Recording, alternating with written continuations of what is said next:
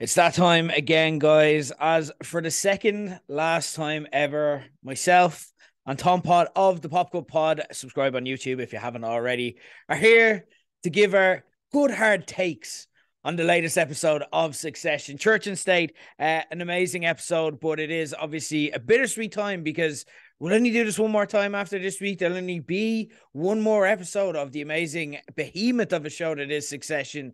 So yeah, as much as we're looking forward to these chats, not looking forward to these chats being over and these episodes being over personally. Tom, how are you feeling as we're careening towards the end of this all?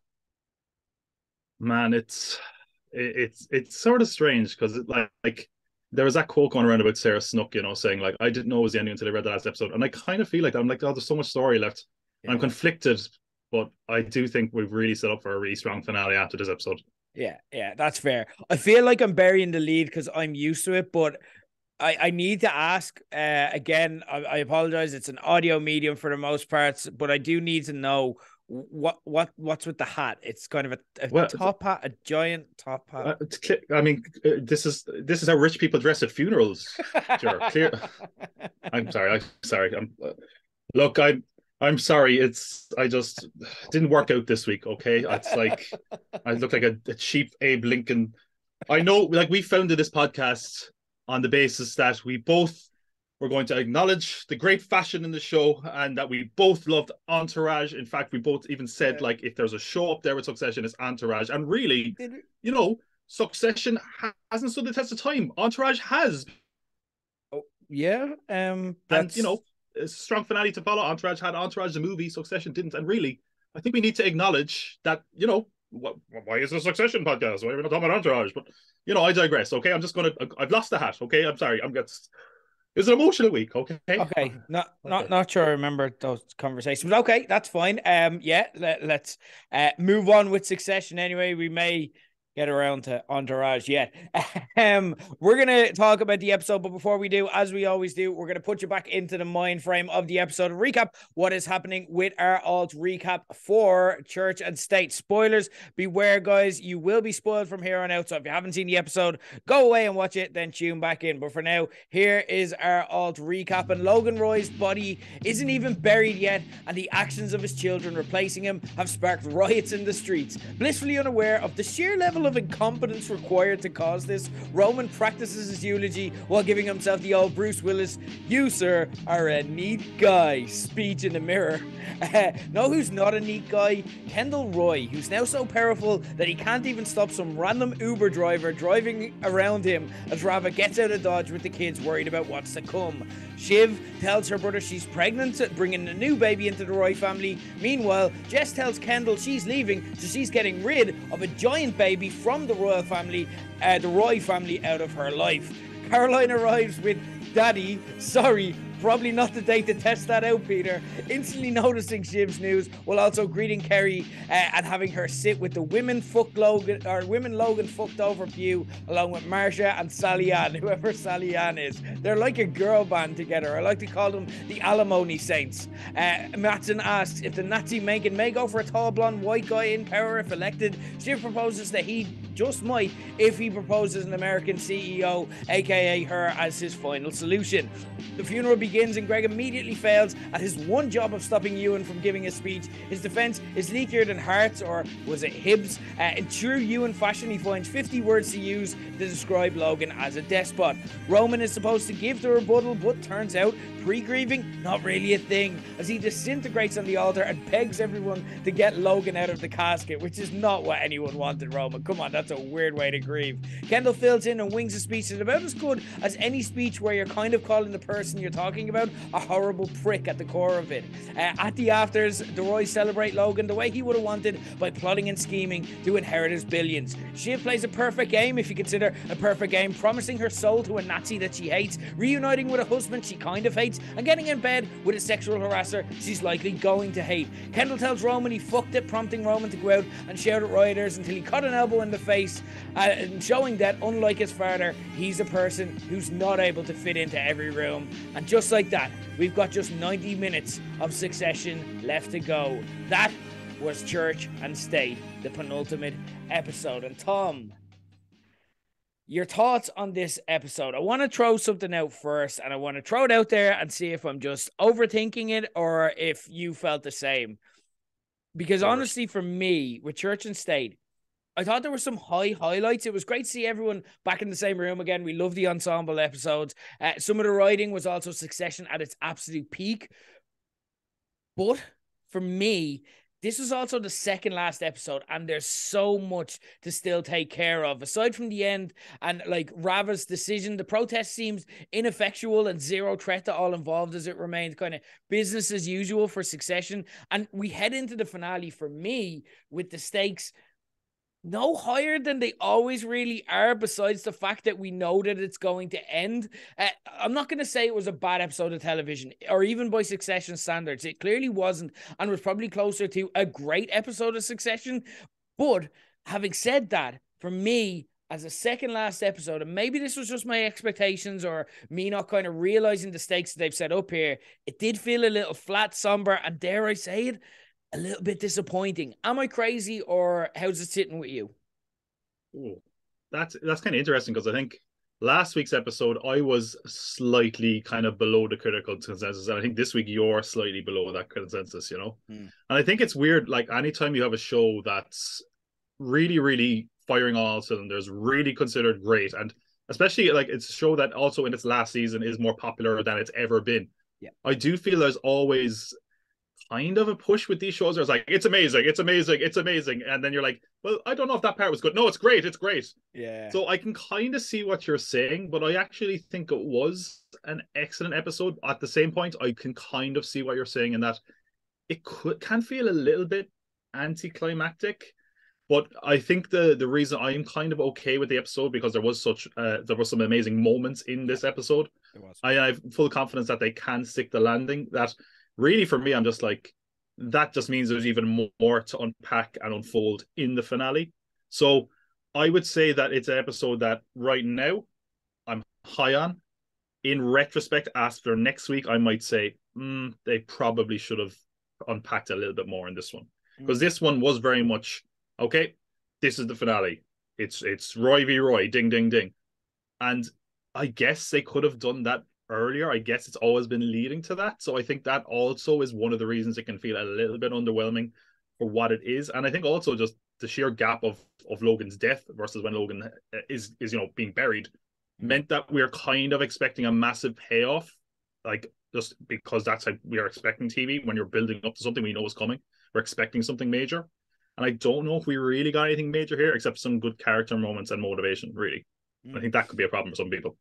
And it's tough because, again, it's not that I'm not excited for, like, I love this show. I'm always at like an 8 out of 10 excitement level with this show, which is higher than I am for 90% of shows that have ever existed. Do you know what I mean? So I'm judging it at its own high standards that it's set. But for me, when I get to a finale, I want to know what the stakes are. I want it to feel higher. I want it to be like kind of have that climactic feeling. And I find it interesting when you get to a finale, what the characters say or what the actors say around it in media, because obviously the show's ending, so they can speak a bit more freer while they're still kind of contractually obligated to promote the show and stuff like that. Like there's little things that we get, like at Game of Thrones, for example, you could hear the actors, they kind of primed us to be a bit disappointed because they're like, yeah, it was an ending. Yeah, it definitely ended. I thought you were going to point, there's an exact moment I thought you were going to point it. There's a moment where I think Emilia Clarke is on the red carpet and they're like, so what did you think of at the end of the season? She just goes,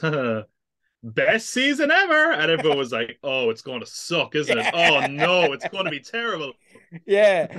And for me, I'm kind of looking at that, like you referenced it there, where Sarah Snook is like, I just didn't think this was the end. You know what I mean?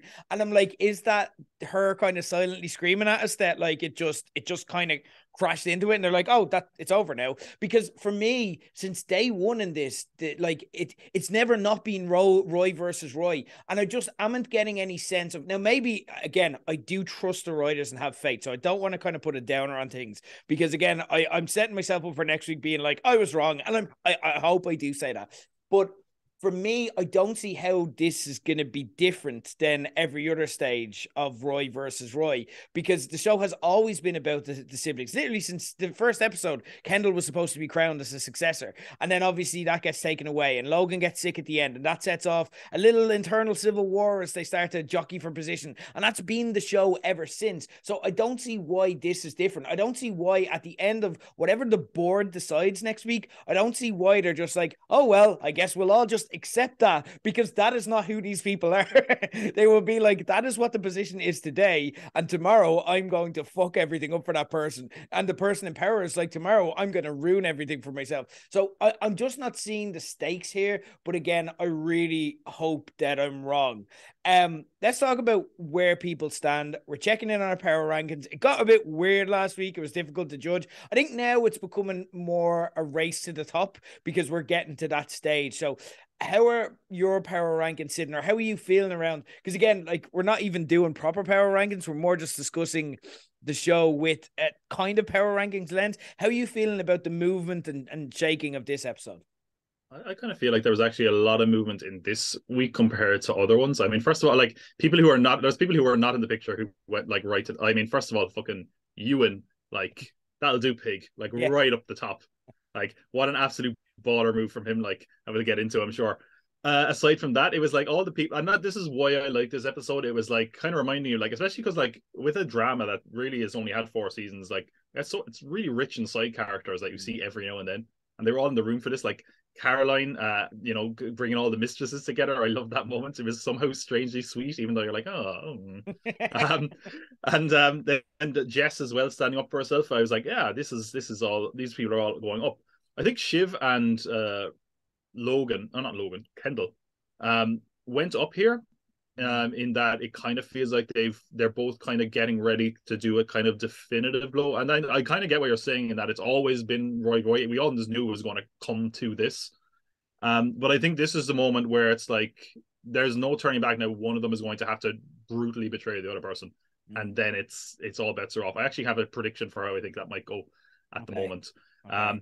But aside from that, I mean, I don't think there's any question of who fell the furthest this week compared to like last week, where it was like, man, this guy's an asshole, but he's so powerful. I mean, Roman just fucking freefalled and landed flat in his face, and then the parachute opened out when he hit the ground like some cartoon from Warner Brothers, like he fucked it. The words are right there. He had every chance to actually look kind of powerful, and he just came off as sniveling. He kind of just proved everyone right that what they've been saying the whole time.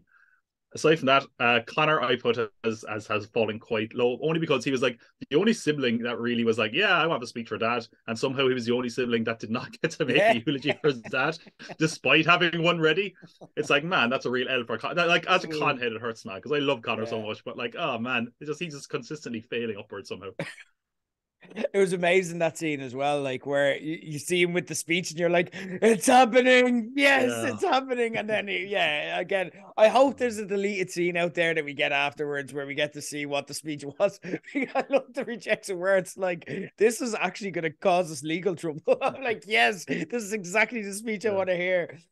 For me, this episode was evidence that the Roys are destined to constantly undermine themselves, and those who actually win are the people who get an assist from them to kind of get what they want and then get the fuck out of there. So for me, you got to look at Mencken, you got to look at Matsson, and you got to look at the Pierces as well. Like, they just literally came in. They're like, yes, collect 10 bill whenever you have the money. And then, you know what I mean? They kind of exit stage left. Mencken seems furthest along. I don't see how he's unseated at this late stage unless there's a really dramatic and a really dramatic time jump in the last episode where a lot of exposition happens.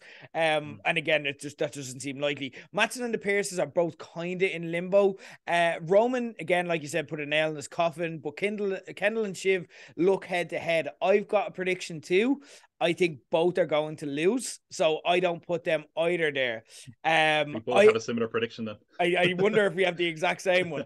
I have Shiv slightly ahead based on her potential makeup with Tom, giving her at least the semblance of a life. If she could possibly put a life back together, if it all falls flat in its face, while Kendall looks set for a custody battle that's about to backfire. I think Kendall's about to get into a custody battle where he loses all custody of it, and it's just highlighted how crazy his behavior is. So he's lost the family, whereas like Shiv may be about to grow one if they're kind of going off into the sunset. Let's talk about the funeral. Obviously, the headline of this. What was your favorite moment of this? And it doesn't have to be the ceremony itself. We can get pre, post game, whatever you think yourself. What was your favorite overall funeral moment that they'll take away from this episode? It's man, it is such a it was like again the whole kind of episode or a lot of the episode took place there. I loved the setup first of just the seating arrangements was just really amusing, where like this person sitting next to this person, and just obviously we mentioned like the the mistresses section, which was just so, it kind of just summed up the kind of strange humor in the show a bit, and was all, again, it was kind of endearing, but also just you were like, that's a weird thing that actually just must happen. Yeah. But like the eulogies were such a big thing, and I thought what was great, obviously, like James Cromwell is getting his flowers as he always does anytime he always just hands in A+ work, you know what I mean? And in this one, I thought it was really interesting that what really came across when everyone else read the eulogies, like even when his kids read it, it was almost like they were all talking in public perception. It really felt like he was the only person that actually knew him. Even though he didn't really necessarily like him. Again, he loved him in the sense he was a brother. And of course, the big reveal then that of what happened to his sister, Logan's sister, and it kind of went a little bit towards not humanizing him all the way, but kind of explaining him. I think there's like a really great shot when they do this. It cuts to Roman, and it really feels like Roman's kind of all of a sudden it clicks in him is like, that's why Dad was really horrible to me. Where he finds out that he basically might have brought polio in that killed his sister, and the people who was living in his aunt and uncle were like, yeah, you probably did, and I think there's also even parallels you can use that to compare it to Kendall, in that Kendall killed someone and his father kind of keeps saying like, yeah, it was your fault, or else it wasn't, depending on the situation. But I mean, it was such the eulogies in general great. Like Shiv's one I didn't think was that impressive, but Kendall's was really good. I think it was the kind of the win he needed coming into, because he felt so passive the week before. I think we needed one where it was like decisive. And again, like a lot of these, the way they shot this, they didn't have a lot of time, so basically the cameras were constantly running. It sounds like they all pretty much had to do it in like one take, which makes it even more impressive. But aside from all the funerals and eulogy, I really loved all the scenes afterwards in the mausoleums. Like, it was just really funny. Some of the lines there were fantastic. And just the kind of, I think it kind of sinks in there where their dad is dead, and it sort of feels like they're like, huh, I didn't really know my dad. She especially has that one line where she goes up to like Carol and Frank, and she was like, my dad was he was a good guy, right?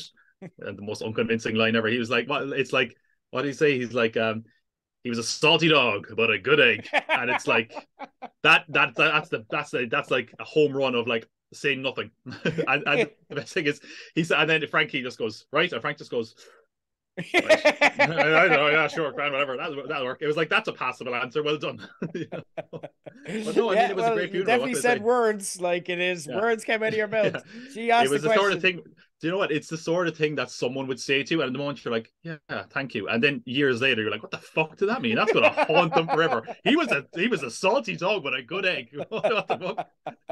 Oh. I love that. Like, it's such a small thing about Succession, and it's something that I love and I'll miss. When Frank has to say nothing at all, he is possibly the best actor on the planet for this. There's so many examples of this, like, that just the way he has it, like the way he's able to put so much character into like you say, nothing. He was a Yeah. salty dog, but a good egg. Or one of the other ones where Logan earlier in the season is like, roast me, Frank, and he's like, oh, you're a Yeah. duffel nut. Yeah. It's like, Oh what? God. Or when I he was like, has to ah, vamp last season, and he's like, let's talk about something or yeah. nothing or something a Jew or Yeah. nothing Where he that's has a to Jew. show any initiative or backbone, he just freezes up and just like, oh, what's an idiom I can throw out here? There you go.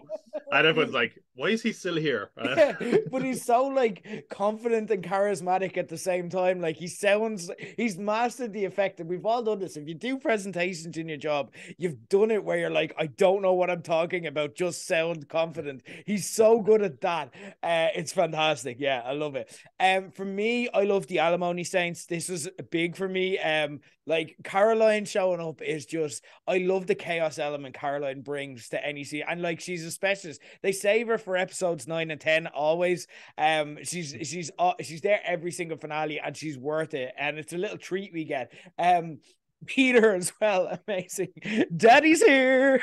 It's just Oh, like, how could you think that that's amazing. okay on any level on the day of their father's funeral? Amazing, but also like even when they spot Caroline, it's like, oh yeah, I thought I heard Dalmatians howling. Yes. I love this.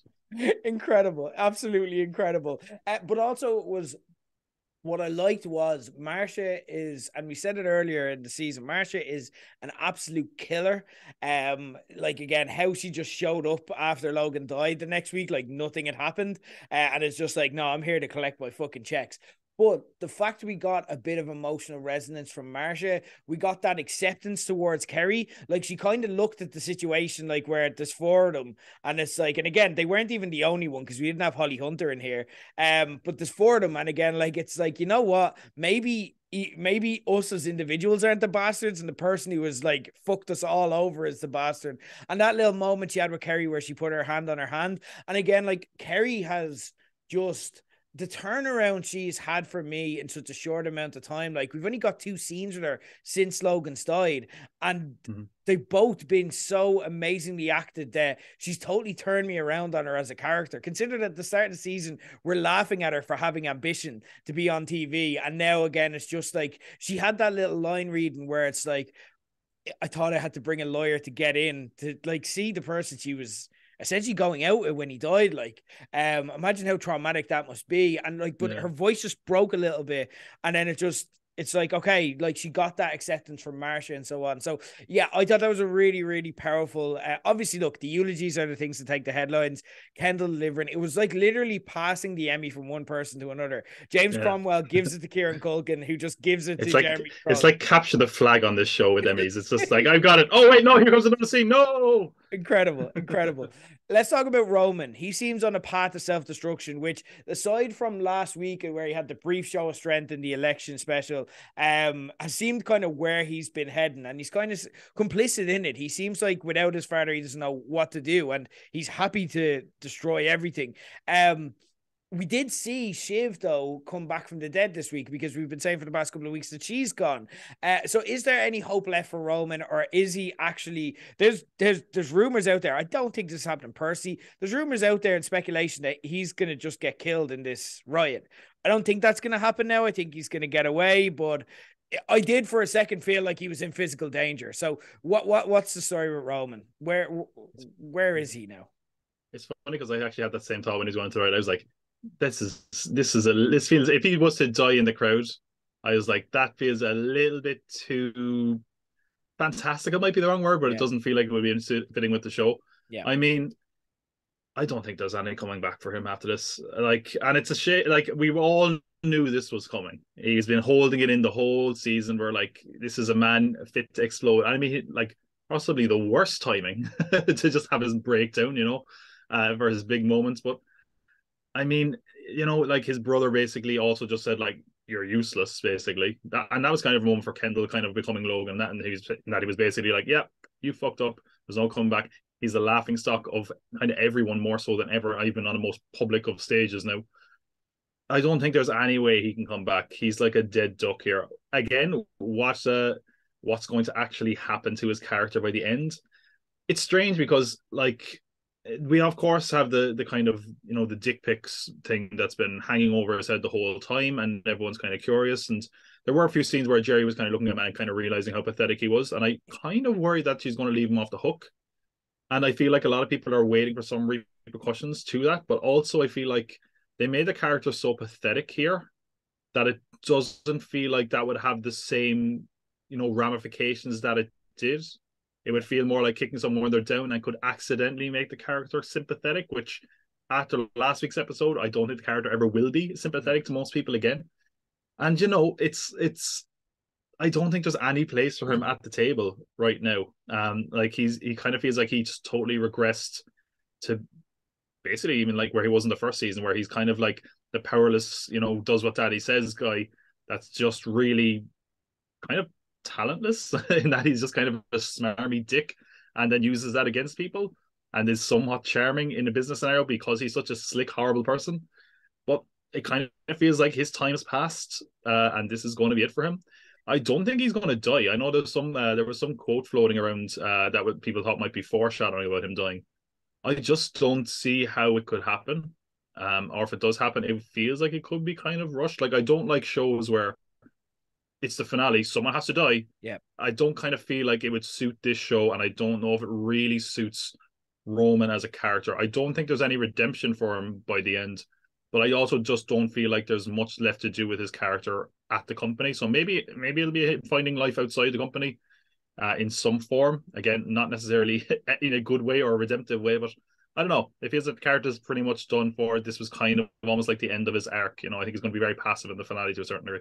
Yeah, and there's a whole thing around. I like how they've gone this way, where it's just tragic, it's just pathetic, it's just he's become like Kendall started to treat him how Logan did. Do you know what I mean? That like being abusive towards him while putting his arm around the shoulder. Do you know what I mean? And that is pure Logan. And Kendall, is he starting to look like Logan? Is Kendall the killer that Logan said he couldn't be? He's pulling out back-to-back performances. He is starting to seem like the real deal. I liked how when he was talking to Mencken, it reminded me of that quote we heard earlier in the season from Nate, where it's like, I forgot how eager you are to get fucked at the party, because he just went straight forward. He's like, okay, so what are we doing? Corruption, let's be corrupt. And then it's like, dude, like, buy me a fucking drink first. Like, and he fucked it himself, like, in that sense. And I think he was kind of projecting outwards.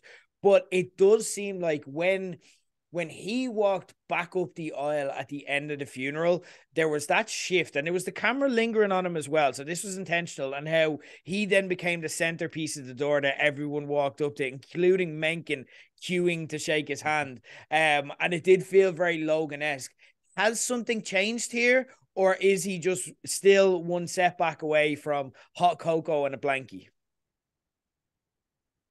It's always so hard to tell with Kendall because it feels like of all the characters, like his is literally up, down, up, down, up, down, up, down every single fucking week. And with Kendall, it's like this. I mean, it feels like we all have a lot of those moments where it's like he's the killer, he's the Kindle or the killer. Logan always wanted him to be, and I think maybe this is the closest he's been. I mean, he nailed that eulogy out of nowhere. Everyone kind of looked at him as powerful. I think it's also interesting because even if he is, they're still throwing that doubt in there. Like even that scene where he does kind of get in there with the president, Shiv is immediately like the president gets swarmed. Shiv is the one that kind of actually looks slick and gets his attention. So it's that kind of thing of who is the closest to Logan here? Is it a Shiv? Is it a Kendall? I don't know. And like by the end, he's like fucking Nick Fury assembling the Avengers. He's like, oh, do you want to join my team? Yeah, you could be my bodyguard. I can be your long lost pal, to throw that in there. That was the inspiration for that one. But it's hard to tell for Kendall because, and again, it's another thing that there's so many things in the air going into this finale. Everyone is like, is the waiter going to come up? And if it does, I mean, that's kind of him gone. And it also, what was interesting is like, it feels like the red herrings are kind of still around. Like we had the whole a few weeks back, we had the whole idea that the numbers in Matsson's company were dodgy, and now it's like the numbers are dodgy. I mean, it's like, well, people kind of don't care that much. You're like, oh, okay, well, that's that kind of not to worry about. And it kind of comes down to maybe like the presidency, and they kind of have really been kind of blurry on this about whether Mencken actually is the rightfully elected president. Like, I think most people are like, yeah, he is. He's going to be, yeah. But it kind of feels like it would be a weird thing to have this character so central to it, and then just be like, no, actually, he lost Jimenez one. Yeah. So I don't know, and he doesn't feel like he's in there with the president at all. I don't know. It kind of feels like, and I think that's kind of what I'm leading towards as well, where I do think that Kendall and Shiv are both going to bottle it and not be part of the company by the end. I mean, I know you probably have a similar idea, but like the way I'm looking at it now is that Kendall has his team. He plans to basically, be like, this deal is no good, blah, blah, blah. I want to take the company. Then Matson will have his deal. And then, we had that kind of very ominous line at the end that could be read a number of ways where he's like, I'm okay with an American CEO, and we're all assuming, that's Shiv. Yeah. Very likely that he's just going to stab her in the back. And basically, Shiv will have tried to betray Kendall. Kendall will have tried to tank the deal. Both will be unsuccessful. Greg runs the company. Yeah. We have the same theory. I never bought into Greg is going to run it all at the end. Now I'm 100% certain that that's what's going to happen now. Because look at what the story has been for the entire season, okay? Greg is the US CEO. He never said it. Mencken has never had faith in Shiv. He's got that thing holding him back.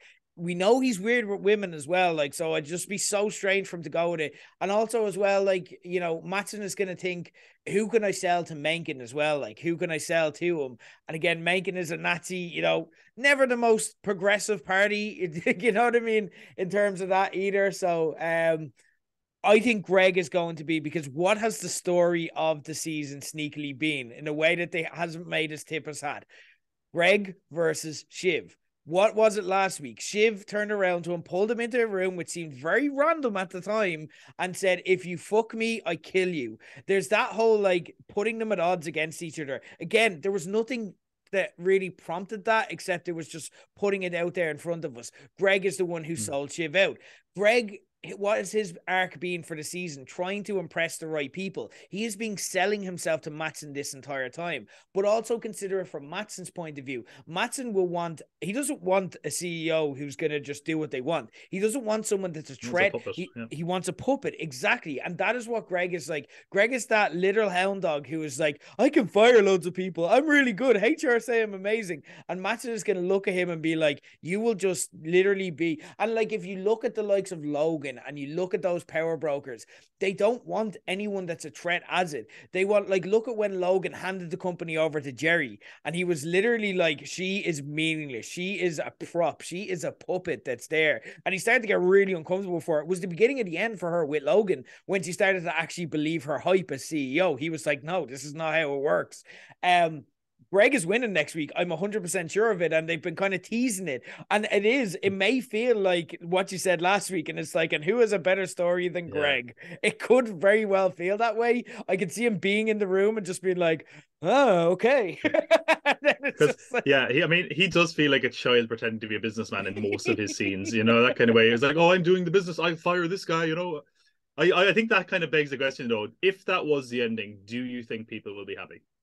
Yes, this is where, I don't know. I think it can pull it off because, again, they're not selling him as someone who could do it or who is confident, but they're selling him as a man who will drink fluids and not ask questions if Matson asks him to.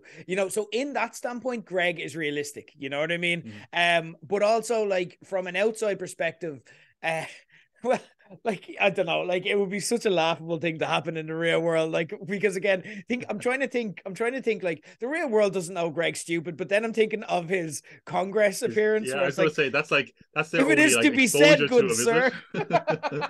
They're like, remember that guy who couldn't speak in front of Congress? Yeah, well, now he runs the biggest media company in the world. Oh, okay.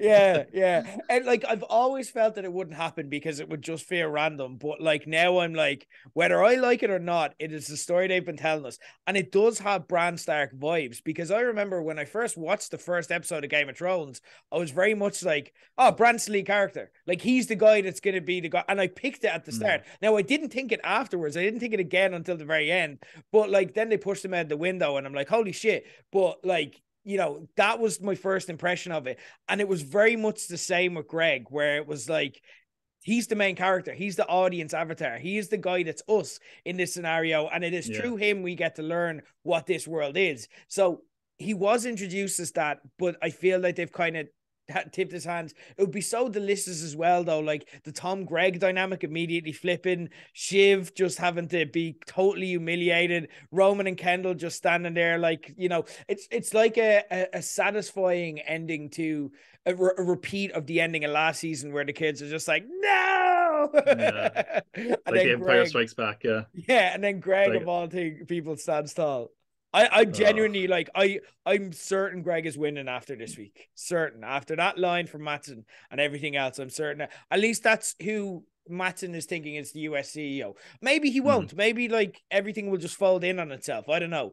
But I think Greg is the US CEO because that was too like why not just say It hey was, yeah, that's something that you have to script. It's not like, and you can be CEO. The fact that they said, I'm okay with a US CEO was yeah very clear. Like, yeah. And again, she like really, like, anytime he brought it up, Shiv, it was like, oh, you want it. I was like, you have to, he basically made her come out and say it. And also, yeah like, he was immediately like, oh, well, you're pregnant, so maybe you shouldn't do this, you know? I think he's really trying to soft sell her. Like, and we did talk about that as soon as she revealed she was pregnant. It was like, that's the tool that's going to be used against you in the business world. Like, there's yeah a reason there's not many women that are strong and powerful, like lead in the business of Wayside Royco, because only they're pushed into tiny roles in the company, and as soon as they get too powerful, they're axed like Jerry, like, yeah. you know. And again, can we also talk about Shiv's just the worst reveal of a pregnancy ever, where like it took so long for a congratulations to come out. I was waiting. I was like, someone say congratulations, and then it was way in the background. You just heard like kind of just go like, congratulations, like after just, and then the mom is, they didn't even get to say it to her mom. It was just like, yes, yes, oh yes, oh yes, and that was it. I was like, oh And man, she just looked at her like this is gonna be a mess. Because obviously their conversation from last season where it's like, I never should have had kids and you shouldn't either. And then like uh, she just looked at her like, okay, that's interesting. And it's like, I oh my God, you're so bad at this, I Caroline. just want one person to give her a hug and be like, congratulations, Shiv. Just because I'm like, that's what I want there to be, at least one nice person. Shiv isn't a nice person, but I want someone to be nice to her at least. Yeah. Even Oh, and even like, even the father of the child is just like, you're lying. yeah, that's not true. Oh Amazing. God. Amazing. Okay, let's get to it. What's your favorite quote in this episode? Man, there was a lot of, actually, it was probably an episode that was less funny. And I always kind of gravitates towards the funny quotes. Same. I mean, we mentioned Daddy is here. We mentioned I thought I could hear the sound of Dalmatians howling, which were two of my all-timers. I also love this one. I wrote this down just before he like the wheels came off as well for Roman. But when he says, "Yeah, I pre-grieved, not your son," Frank Yes. Frank genuinely being nice was like, "Are you okay, son?" And right away he's a dick, and he gets his come up, and I was like, "Oh, that made that quote age like a fine wine." I also liked, well, first of all, just Jerry just going, how much of you is glad? just because I was like, they were all thinking it. Yeah. Again, like I said, I'm a big con head. I love con. Just going, I was crazy for cryogenics, but yeah, I wouldn't say no to a top bunk. Just like, it's sometimes it feels like he's in a totally different show. You know, it's like, I would like, if they do a spin-off, I'd just like to see what Connor gets up to. He's like, yeah, I was always in for cryogenics. You're like, what are you talking about? Where did this come from? A spin-off in Slovenia. Breakfast in Oh my gosh. amazing. There we go. I would say I have one quote after that. Actually, I'm kind of cheating here. I kind of have two quotes, but they're on the same topic, where Okay. they saw the mausoleum and it was cat food Ozymandias, Yes. and then it was it a bidding war between Stalin and Liberace? It's like amazing. That's what I wanted. That was where all those scenes came together. Like, that was like the comedic crux of it, where it's like that's so big. Well, I think technically it's a tax write-off because it's actually a residence, you know. Brilliant. For me, aside from the quotes you said, I had a lot of them as well. For me, it was Roman's instant reaction to Shiv being pregnant, where it's just like line after line after line. It was like she broke him. It's like he had this saved, especially for these things, and he couldn't decide which one he was going to say. So he just said all of them in quick succession. First one, is it mine? Second one, I just thought you were eating your feelings. And then the last one, if you breastfeed, you know I'm gonna have to jack off because that shit Yeah. is hot. he had a lot of lines in so the episode, and fucked I was up. like, I'm not picking those just because I don't want to say those on camera. He's so fucked up. He had some really weird lines about Marcia as well, where he's like, "Oh, mummy looking sexy, can't wait to fuck her on top of Dad's coffin and stuff." And you're like, "Oh God, he's such a weird like 4chan troll." Oh. Even when he's like what is it, even when he's like freaking out and he's about to bottle the entire speech, like he still has that one last line of defense and he's like, yeah, I might fuck Marcia. It's just like, Jesus, Roman. Yeah, he's like clawing Oh, back any amazing. credibility. Amazing. That's Succession, and that is Church and State. Amazing times. Can't wait to discuss the finale and everything that's going to come with it. Love a finale, but it's going to be bittersweet with Succession ending. Before we wrap up this week, though, I do want to get into one show that we're going to be discussing after Succession, because it is also coming to an end. It's not the only show that we love that is wrapping up, and that is, of course, Ted Lasso, heading into its second last episode this week.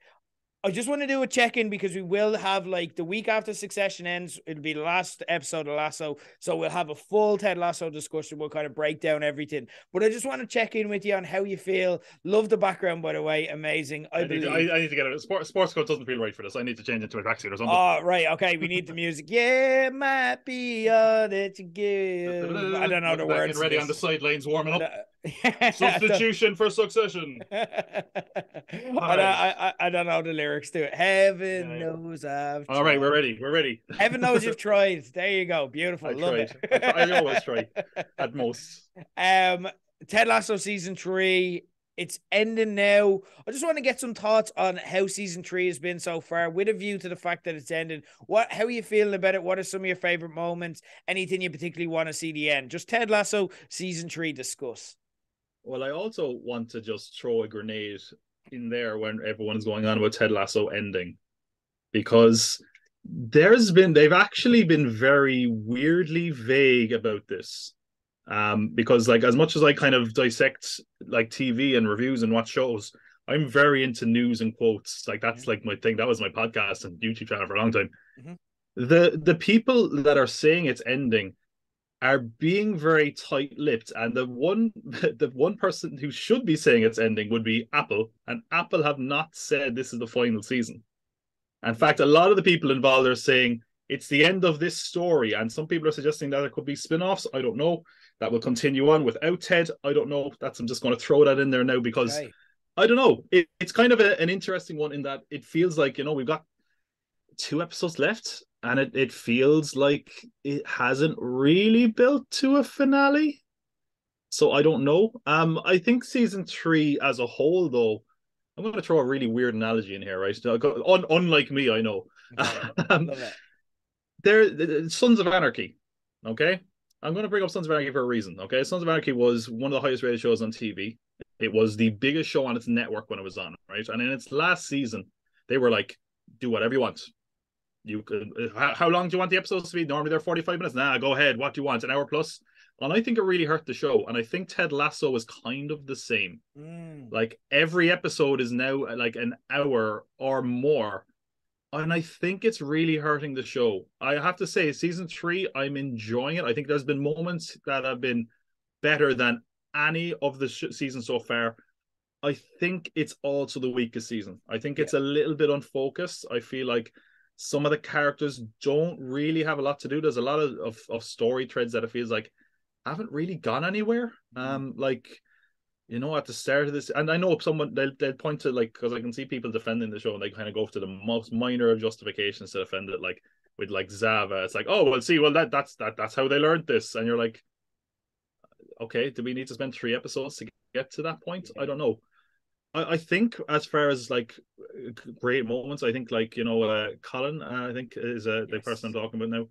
He's been a character that really has come to his own in this one. I think he's had some of the strongest moments in episodes, and I do think there's characters that have really benefited from the fleshing out, but I also think like some of the main characters in the show have actually suffered through it. I don't know. Maybe am I being too negative here? Or you want to be like, no, Tom, it's class. Shut up. What do you think? No, I totally agree.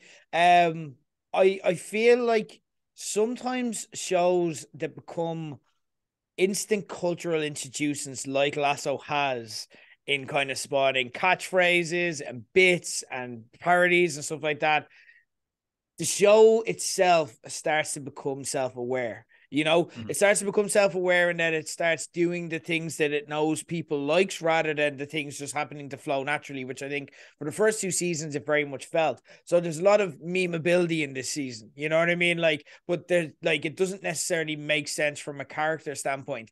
And I agree with you because like it's good, it's entertaining in a vacuum. If you just take the individual scene, it's the things that I'm talking to my friends about in work, because everyone in my job is a big Lasso fan, and it's like evil Danny Rojas, like last week, amazing, like really funny. But what's it got to do with anything? What does it prove? What story does it serve? What does it? And for me, what I love, because I did a Lasso rewatch just before this season, what season 2 in particular was art, because you looked at it and you're like, that point, that point, that point, that point, and that point is building to that point. Well, we don't even know it's building to that point. So Nate is a perfect, it's like there are germs of, you can see his character arc kind of weaving its way in, but we didn't think much of it throughout, you know? And season 1 was very good for that as well. But season 2 kind of perfected the storytelling vibe of it, because they didn't have to establish the characters as much. They could just actually go with what the characters wanted to do. This season, I don't feel has that, but maybe by the last 2 episodes, they'll show me how it's all connected and how they weaved it all together. Again, there's been like things where like Roy and Jamie learning to cycle. That is an all-timer. Absolutely. Yeah, when Roy just looked angry and then immediately just fell. Boom, amazing. You didn't have to do much. And again, there's a lot of moments where they let it cook, but it just feels like it is a series, a collection of episodes mashed together in almost a sitcom-like fashion, rather than kind of what I've liked about it is that it combines a class A comedy with a genuine hard-hitting drama where you care about the characters, the decisions, and what's going to happen, and you can speculate it and talk about it. I feel like if Succession wasn't airing at the same time, we'd be having similar deep conversations about Ted Lasso, but I don't feel the show would bring that as much as it did in season 2, because I feel like it's just like, this is the episode where they go away to Amsterdam because people like when they do an episode away.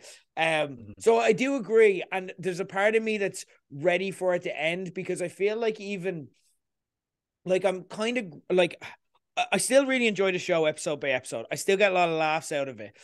But again, like you said, I think it's just the worst season. It's the worst of 3 good seasons, but also I feel like if it had gone on to season 4 and season 5, I feel it would have been these shows where I'm growing kind of sick of how perfect everyone is and how they all have the right opinions. Do you know what I mean? Like that debate where they're like talking about deleting nudes and everyone is like, it's like it's like a collection of Premier League footballers. It's like, these aren't a type of people who are known for their moral kind of right doings, especially when it comes to like women and stuff like that as well. These are flawed young people, most of whom haven't got a full education because football just took over their life, and it doesn't feel true to life. It just feels like a fantasy where like men are all like perfect and stuff like that, and it just feels like a pipe dream that they want to tell. And I didn't mind when they did that in season 1 and 2, because it was aspirational, it was almost Sorkin-esque, it was, this is what an ideal world would look like and so on. And again, that's just a different type of storytelling. But now they really kind of ham it up, and they'll set, rather than setting up kind of intriguing character beats and dilemmas that actually teach us more about the characters but push them all further along their own individual arcs into one, amazing payoff at the end. I feel like now it's just, what's the headline we'll cover in this one episode that actually doesn't play into anything. Like, for example, the nudes with Keely, that doesn't really go anywhere. The Premier League footballer coming out as gay doesn't really go anywhere. They're interesting standalone episodes, and maybe season 1 and 2 might have had 1 or 2 of those episodes within the season, but it doesn't feel like it's pointing towards somewhere. And I hope we come back in 3 weeks and say, oh, it was actually, it all made sense in the end. But I just don't know if it is, because I feel like it's kind of, you're right there. It kind of like, there's some issues they're touching on where it really feels just checklist. It's like, oh yeah, well, this is something that they deal with when they're famous. Check. And again, I think that like they're kind of afraid, because it is such a show that is so kind of sweet and sincere that people have gravitated towards for those reasons, that they're kind of afraid for some of the characters to have edge and flaws. Like I know some people love Nate. I really feel like they fumbled the ball, no pun intended, this year. Like him being the villain was the real hook for season 3. Yeah. And what we really got out of it was that one awkward encounter you had with Ted, and then that's kind of it. Even Rupert, like they kind of redeemed in this most recent episode to a certain degree. And it's the kind of thing of there should be there has to be a kind of narrative push to have opposing forces. Otherwise, the show doesn't have any dramatic tension. Yeah. And like you said, what has been really good about the show is it feels like it's structured like a drama, but there's a lot of comedy in it. And it's why like people who don't watch soccer, myself included, and a lot of my friends who would never watch the show if they hadn't heard me talk about it, gravitated towards. And I feel like it's kind of losing that in its last season. And as far as where it's going to go, I mean, there's a lot of setup, but it also feels like some of our characters deliberately kind of sabotage themselves just to get to a point. Like if I look at the character of like, oh my god, I'm blanking. Not Jamie, the guy with the beard. Brick Goldstein. What's his name again? Where's he gone? Roy. Roy, Jesus Christ. Yeah. Sorry. Yeah, so like Roy, I mean, it was him and Keeley, and they broke them up. Yeah. And, obviously, Roy is someone who's often had that internal conflict, and there's obviously been kind of issues there, and this has been softening him up. And it's the kind of thing of like, if they just did that to get them back together. And I think that has worked for the Roy character in general, even though it's been kind of sporadic in developing that. Yeah. But like, if you look at the character of Keeley, she's been just kind of totally lost this season, just waiting for the love interest to come back in. And that's why some people were now shipping her and Jamie again. Yeah. And it just feels kind of directionless. I mean, I think Ted's story kind of feels pretty clear where it's going. Yeah. Maybe I'm wrong. It feels like he's very much going to have to walk away from the club to be with a better father and be with his dad. Maybe even just coaching a club in America where it's smaller. But it feels kind of weird. Like even if you look at Rebecca, like they had the kind of unfocused story of her being a mother and maybe wanting kids. And then, this most recent episode, she's like, I don't care about being Rupert anymore. I'm like, well, okay, that's kind of fine. But then it's like, it feels like none of the characters have that drive anymore to succeed. And I think that kind of ruins the show to a certain degree. And I don't know, there's a lot of good stuff here. And I think they can definitely pull off a satisfying ending if this is indeed like a full-on ending. But I just feel like they've really kind of taken the wind out of their own sails. And maybe it is just that they've been very unfocused. Maybe it is just that they're kind of victims of their own success, being the show on Apple TV, that they can just do whatever, and maybe kind of were a bit indulgent. Yeah. But it's hard to kind of love this show as much as I loved in the first 2 seasons. Like, don't get me wrong, I watch it every day when it comes out, which is a sign of how much I'm invested in these characters. But I just feel like the characters have kind of been flanderized, to use the fancy lingo of TV nerd writers on the internet. Yeah. So I agree. And Nate is the case in point for dropping the ball, because when he came back, it's like, oh, he's just Nate, but he's at West Ham. And it's the exact set, you know what I mean? And it's like, there's not even an edge to him. He's not even a bit of a dickhead coach. And I'm like, well, that Nate wouldn't survive here. That Nate isn't what got him the job. Do you know what I mean? Like, it's not like he changed, he grew, he developed, and then you just gave it back. And like, again, the fact that he's just got a girlfriend now and just kind of gives everything up. And I don't know, I wasn't mad about that either. I feel like what's going to happen is like, yeah, I agree with you. I think Ted's going home to be with his really annoying son, which again, like that is a son I'd be very okay just seeing once a year. I'm not going to lie. It's a very annoying son. It's like, I'd have taken the first opportunity, and it's like, oh, Dad, I guess I bullied kids. And it's like, right, you're the son. See you later. I'm off my real friends. Yeah. I've got to use another really weird analogy there. It's kind of like, in Home Alone, where like Kevin McAllister is a total asshole. And then it's like, we left him at home. And you're like, good. Yeah, little shit. Yeah, yes, enjoy your holiday. Put some manners on him. It really is. But I don't like, again, I think he is going home, and they set that up, and the characters have said the words that they can point back to and said, well, actually, we foreshadowed it in season 1 when Ted's like, maybe I should go home. And it's like, but that's not, I don't understand why the character is fine to go home. I don't understand what he has left for them. That seems like the wrong decision for him, because it feels like there is a perfectly good life happening for his son and his family over there. It's just sad that he's not part of it, but he also has this newfound family that like actually accept him and love him for who he is, and they actually need him to steer the ship. Like, and that seems to be the story that like is there, but it's not the story they're telling for some reason. And meanwhile, I think the story they're telling is how Nate is going to come back and take over the team in Ted's Yeah. stead. And it's like, I don't feel either of those things, but I feel like that's what you're steering me towards. And I'm like, I'm all up for Nate being redeemed, but like, I don't know what he's being redeemed for. He's allowed to disagree with Ted. Like, that's okay. Yeah. Like, that he had an argument with Ted. Like, that doesn't make him evil, but I It thought we were going to just see him being evil this year, but it no. kind of feels honestly like